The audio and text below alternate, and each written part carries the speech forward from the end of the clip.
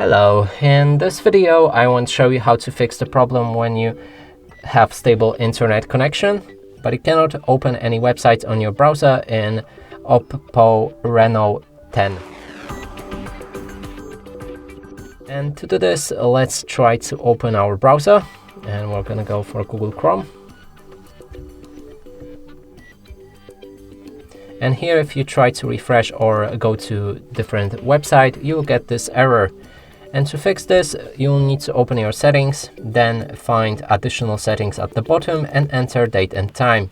Here, set time automatically, and now we can go back to the browser, refresh a page or open a new website, and as you can see, it works fine. And that's it for this video. Hope you like it. Please consider subscribing to our channel, leave a like and a comment below.